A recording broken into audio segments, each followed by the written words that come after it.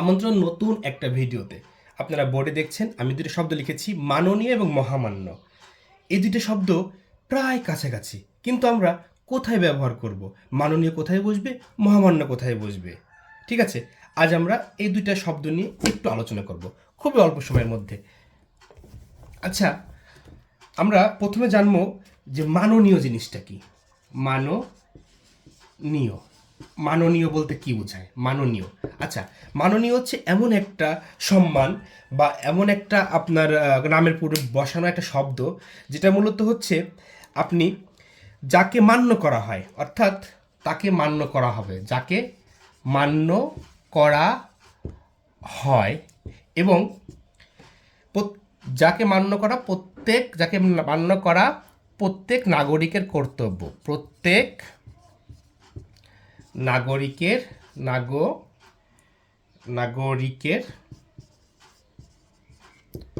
কর্তব্য। মাননীয় হচ্ছে আপনি যাকে মান্য করবেন তাকে মান্য করা প্রত্যেক নাগরিকের কর্তব্য। তাহলে মাননীয় কার নামের পূর্বে বসে? বাংলাদেশের এমন কোন ব্যক্তি আছেন যাকে মান্য করা প্রত্যেক নাগরিকের কর্তব্য? হ্যাঁ, আপনি অবশ্যই সেই নামটা হচ্ছে প্রধানমন্ত্রী। মাননীয় প্রধানমন্ত্রী। আমরা কি লিখতে পারি? মাননীয়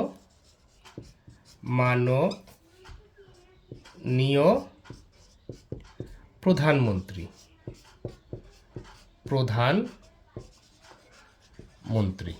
ঠিক আছে, অবশ্যই প্রধানমন্ত্রীর নামের আগে আমরা মাননীয় বসাবো। কেন? কারণ তাকে মান্য করা প্রত্যেক নাগরিকের কর্তব্য। তিনি আমাদের সরকার প্রধান। ঠিক আছে, তাহলে মাননীয় কখন বসবে, কার নামের পূর্বে বসবে এবং কেন বসবে সেটা আমরা জানলাম। এবার আমরা আসি দ্বিতীয় টার্মে, মহামান্য। মহামান্য কোথায় বসবে? আসলে মহামান্য জেনে নেই। মহামান্য, এই মহামান্য কোথায় বসবে? দেখেন, যাকে মান্য করা, এটা এক্ষেত্রে আমরা আসবো যাকে মান্য করা প্রত্যেক নাগরিকের অবশ্যই কর্তব্য।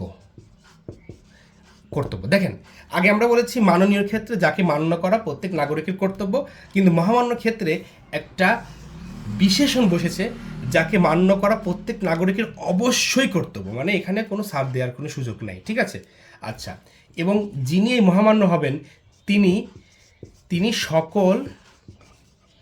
সকল আইনের ঊর্ধ্বে থাকবেন। আইনের ঊর্ধ্বে থাকবেন।